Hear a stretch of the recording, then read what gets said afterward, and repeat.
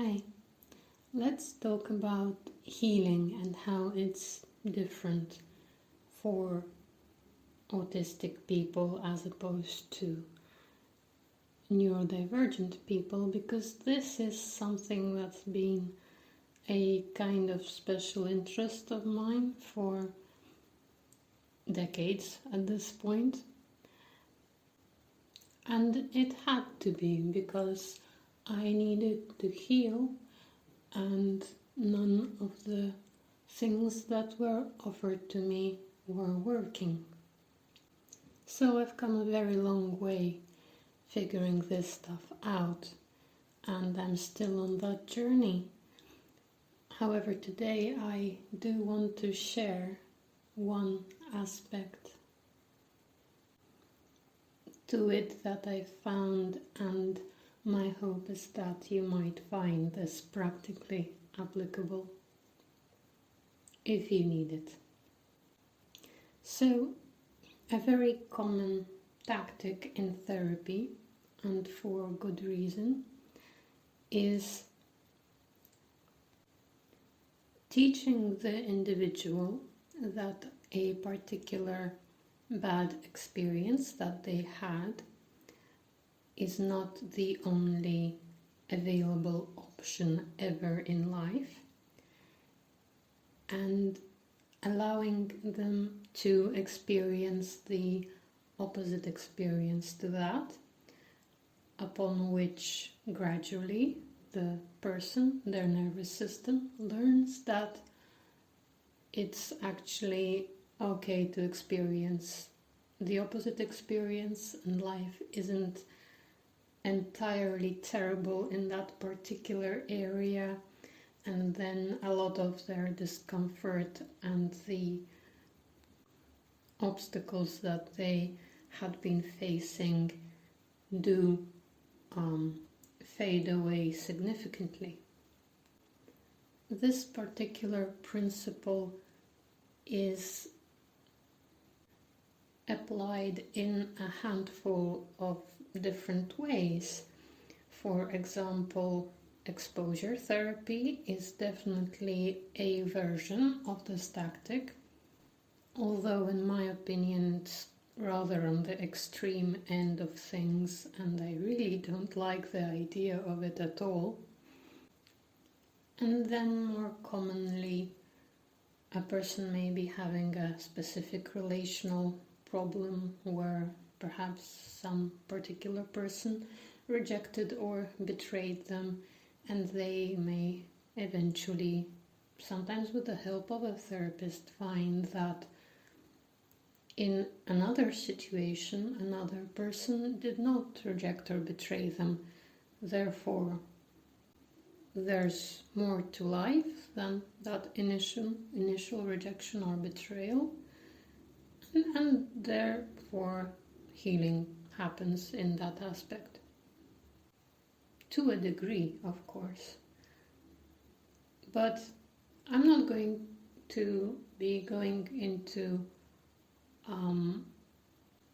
more specifically how to do this, or the instances where it may work better or not so much, and how to navigate all of that. I'm going to bring you right back to the idea that this is a general principle that does generally work, but modern therapy knows how to apply it to neurotypical individuals, and it does not necessarily easily work with neurodivergent individuals, despite being a perfectly good principle that actually applies to all nervous systems. So the point where it's not working for neurodivergent individuals is the access point. And I found this is, very generally speaking, usually the case for most of these times where good and proper practices to help somebody psychologically are not working as a therapy for neurodivergent people. And besides a lot of trial, error and observation, I have very extensive personal experience of this. More on that at some later point in time. So, what do I mean by access point in this specific case? Well, quite simply, if a particular experience, especially a relational one, happened between two people, and one of those people was traumatized as a result, and then goes on to attempt to heal, one of the things that would likely happen in the neurotypical scenario, whether this happens just through the course of life, which really many things do, or that person turns to a therapist because they are struggling so much, and that therapist then guides them into this path. The traumatized neurotypical individual would then have another experience, also relational, possibly with another person, most likely with another person in this case, because there are options for self-work, and I'm not talking about those right now. But the thing is that when they have the ability to have this new experience, this corrective experience with another person, they would understand that experience through their neurotypical network kind of thing. You know, that bit where they just understand each other because of their mirror neurons and all that. The biological empathy, in other words. Again, not really explaining any of those terms here, I do that elsewhere.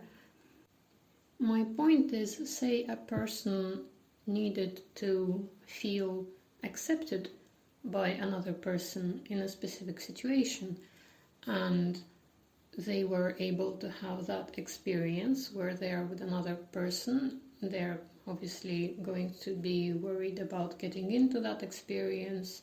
It would probably be difficult for them, but say that they are already there and they find that they are finally accepted. They understand and feel that they are accepted through the experience itself. And that experience happens between their nervous system and the nervous system of the other person, naturally, in the mirror neuron way, the neurotypical way. However, if an autistic person tried to do the same thing, very specifically in like the scenario that I'm describing, because there are, again, a lot of other nuances and options to the whole approach.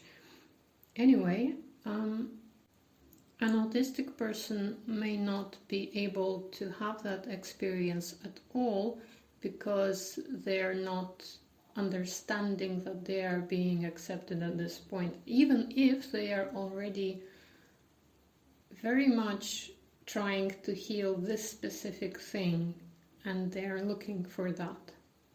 They are aware, they've been to a therapist, they want to heal this particular thing. We're all human and we do all have the same issues. Our differences are in how we access, express, and process those issues. So the initial mental health struggle would likely be the same in this example, although what might not also be the same is how the neurotypical and neurodiverse person came to realize that they have this struggle, because there are also differences there, but again, not the topic for today. But essentially they'd end up with the same struggle, probably with the same therapist, trying to resolve it, and then they would be guided to find for themselves that experience. It would be tough to go there for both of them, because this is just a general human experience. But the neurotypical person may actually just be able to have that experience when it finally comes to it, while the neurodivergent person will definitely have issues recognizing it.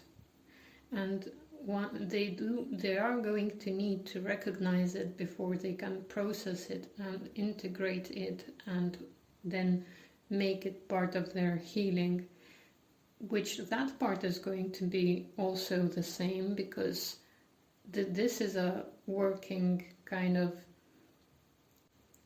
tool for moving past certain issues in the human psyche. So that's that. As far as the practical and helpful side to this information that I want to share, it goes like this. A neurodiverse person is probably going to need their different and corrective experiences with other people just as much as a neurotypical person. So they're going to have that experience with another person in this example. But once it comes to recognizing what is happening when they're able to be in that situation, to actually have the experience register in their system, this is the part where it's part intellectual and part not. Because many things for an autistic person come through intellectualization and the mental understanding of things. Then they are able to let some information into themselves. But in this case, that's only part of the puzzle. It's not going to get you all the way there. And that's why neurodiverse people can actually be stuck in their healing much more than neurotypical people. And it's quite sad in my opinion, but well, I am here actually explaining that issue because of course even I personally have tried therapy many times in different situations and different people, different ways. And this is what I usually find. I usually find that the way to apply most therapeutic tools just doesn't work the same as is expected for someone who would be neurotypical, where they would work as expected. So the other thing that does work and would be absolutely necessary for a neurodiverse person is self-relational. So in this example, so that you know what I mean, the neurodiverse person is going to have to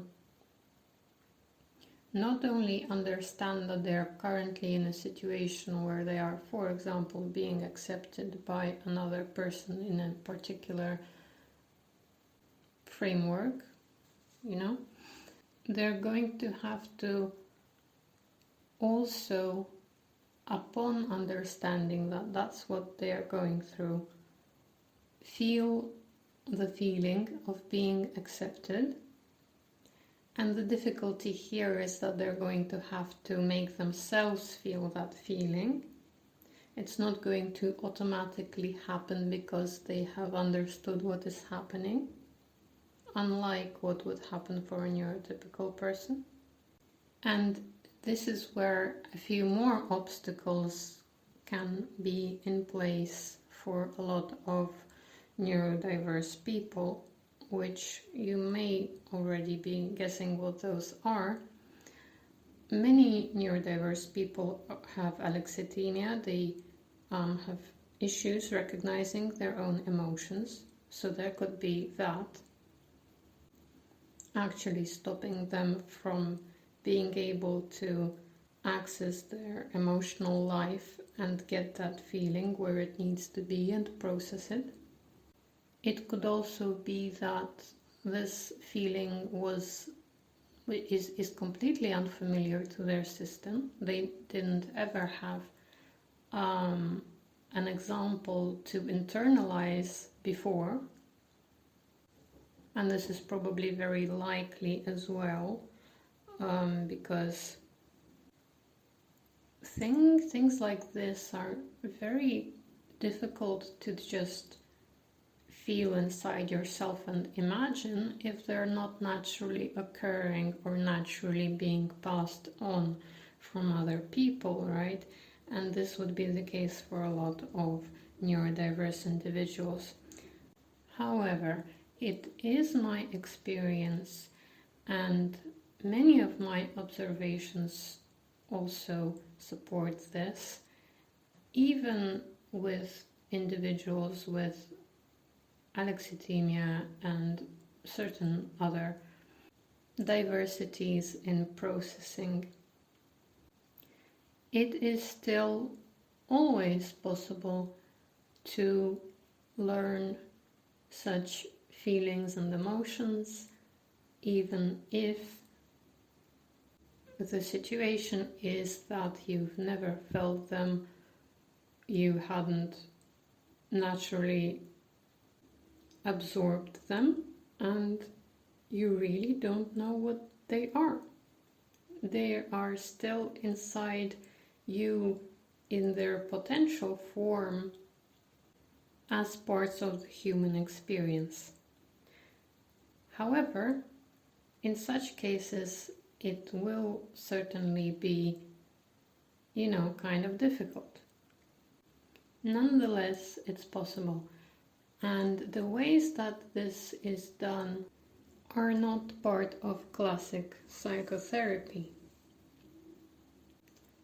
but they are part of psychoanalysis, focusing-oriented therapy, and somatic therapy, somatic-oriented practices, whatever you call them. And there you go. Specific problems need specific solutions. Thank you for listening.